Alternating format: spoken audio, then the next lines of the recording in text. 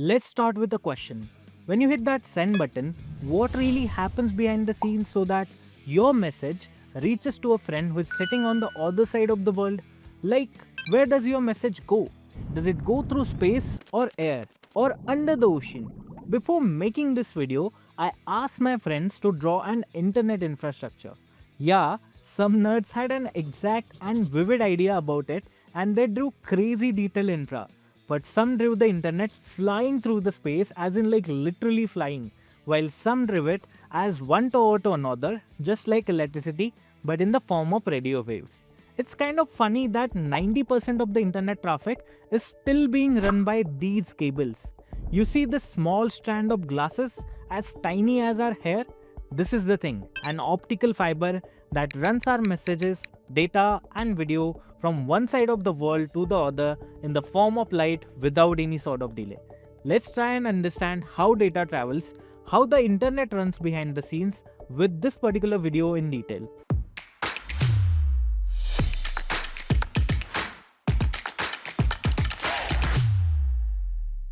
Let's say that I'm sending this message to a friend sitting in Europe from India. Now, you know what? My phone or even the internet itself doesn't understand my language. The basic language they can understand is made up of zeros and ones. So when I hit that send button, first of all, this message of mine gets converted into string of zeros and ones. But wait, how do we transfer 0 and 1 through this wire? And some time ago, I just casually told you guys that we transfer data in the form of light. So how do we convert these numbers 0s and 1 into light? Well, we do that by manipulating light signal. Wait, let me show you how. Consider this paper here as a cable and I can just turn on light on and off like this.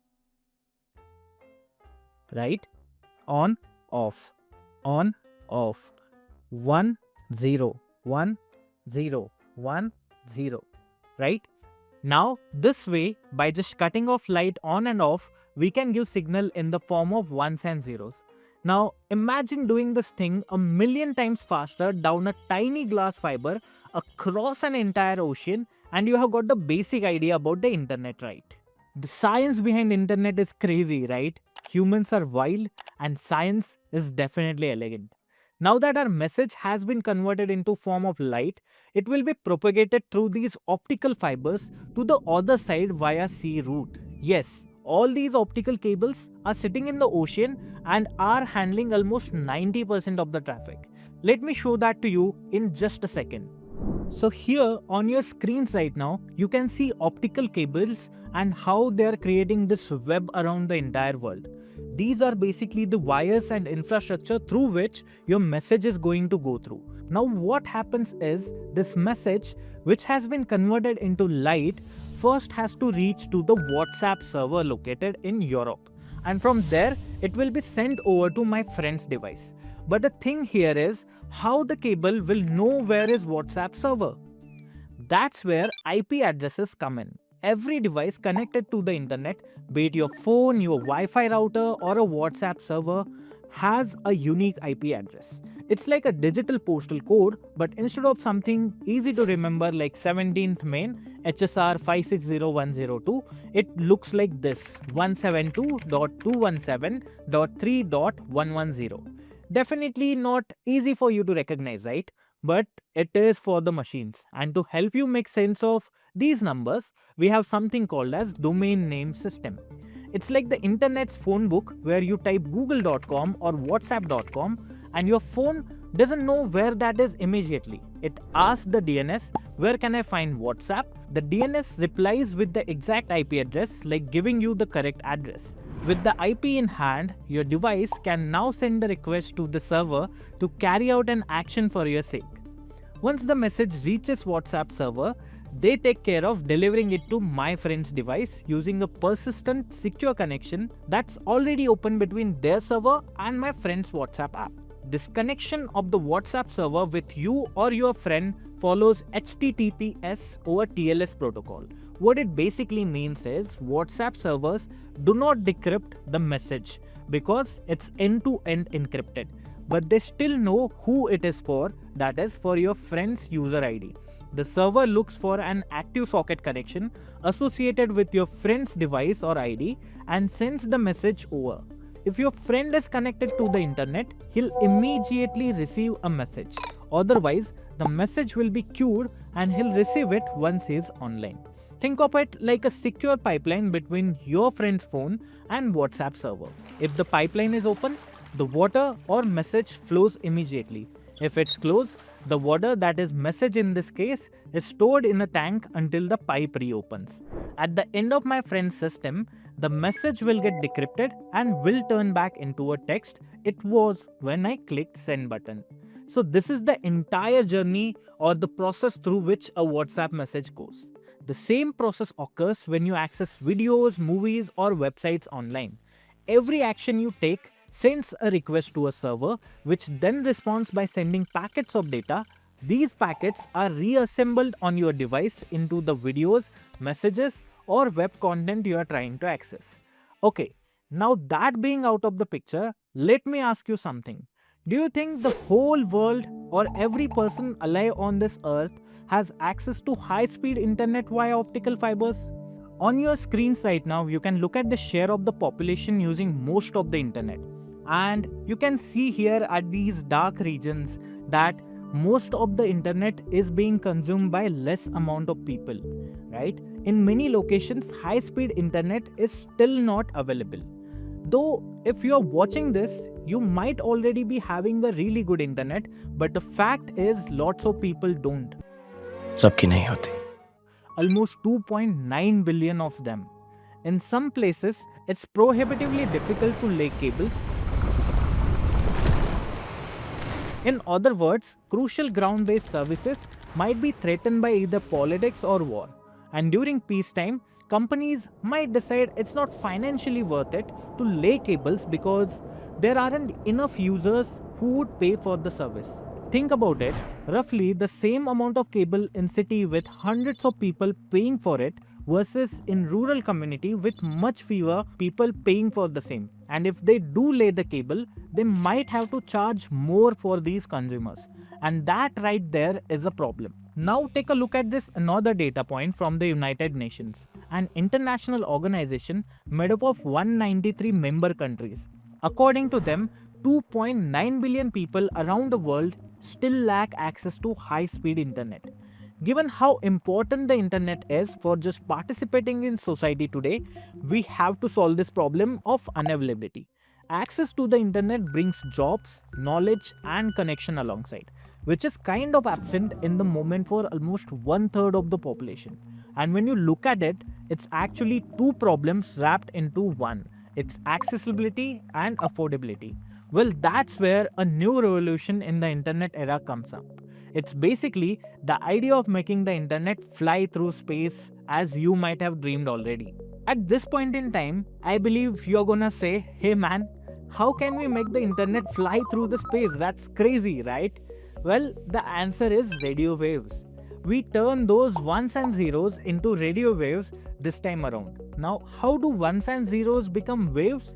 The way to think about this is you could change the amplitude or the height of the wave so that every tall wave is 1 and every small wave is 0. So like 1, 1, 0, 1 and 0, right? Or you could change the frequency of the wave so that you could say long wave is a 1 and every short wave is a 0. For example, this is 1 and this is 0. It is way more complicated than just, changing the frequency and amplitude. Companies combine different methods. They develop new ones by playing around with frequency, amplitude and wavelength to convert zeros and 1 into radio waves. However, to communicate via satellite, radio waves with binary information have to make this massive trek up to the satellite. It's a big limitation for satellite internet. So far, cables carrying visible light have generally been faster, cheaper and more reliable than satellites using radio waves. To understand what we are comparing, you can think about a water pipe. Now, in water pipe, there exists a concept of bandwidth. Bandwidth is the width of the pipe or how much can go through in set period of time. Like this, megabits per second. Just to really tie this together, a bit is one of those ones and zeros. So 250 megabits here is 250 million ones and zeros per second. Damn. Coming to the next term, latency. This is like the length of the pipe, the time it takes for the information stream to travel from one end of the pipe to the other. It's measured in milliseconds. Low bandwidth, high latency means worse internet. High bandwidth, low latency is equal to better or faster internet. Can we achieve the same via satellite connectivity? Well, normally satellites are placed at a distance of 36,000 km away from the surface of Earth. If radio wave has to travel that sort of distance, obviously the latency will be high and the internet speed will be very slow. But if you could broad those satellite lower, you can reduce the latency, and so in turn you can reduce the time it takes to travel to the space. But in that case, you would need more satellites to cover the same area, and to stay at the altitude, they'll also have to orbit around the Earth. This is what all Elon Musk Starlink is doing at this moment right now. 3, 2, 1, ignition. Off. Go SpaceX, go tracers. Starlink. ये है Starlink. Starlink. Elon Musk. These days he's making headlines. Elon Musk's satellite internet service, Starlink. Satellite communication is extremely important. Starlink uses thousands of low Earth orbit satellites flying just 550 kilometers above the planet. Here is how it works. When you send a request like opening a website, the data first goes to your home dish. From there, it will be converted to a radio wave and transmitted to a Starlink satellite close by. The very first Starlink satellite converts that data to a light signal again. Now you'll think, why would it do that? Well, you might have already learned that the highest speed that we know till the time is the speed of light in a vacuum. And what space? Well, it's nothing. It's empty and kind of vacuum, which means these satellites actually have an advantage over cable. They are faster because the speed of light through glass is less than that of speed of light through the vacuum. Now, this first Starlink satellite beams your data up to the nearest satellite. That satellite then communicates with others in space using light beams until the signal reaches one position near your target location. Then the data is converted to a radio wave there and sent back down to a nearby ground station. And finally, from there it reaches the server. The server's response follows the same space route in reverse order. So yes, your cat video before reaching you travels through the space if you are already using Starlink. The optimistic take here is the Starlink could challenge not just other satellites but fiber itself, the goat of the internet. The most likely scenario is that Starlink wins in some places, but fiber still wins in the vast majority. But just look at your screen right now. This is a site that tracks where Starlink satellites are already. This is so cool to look at, right?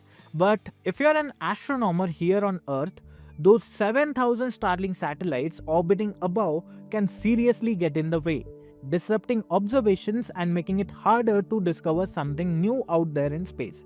That's why it's crucial for both governments and us to find a balance. In our pursuit to connect people across the globe, we shouldn't lose sight of our ability to look up and explore the universe. We need to find ways to do the both. Hope this video helped you understand both the existential internet infrastructures in better way. Thank you for watching, and I'll see you in the next video.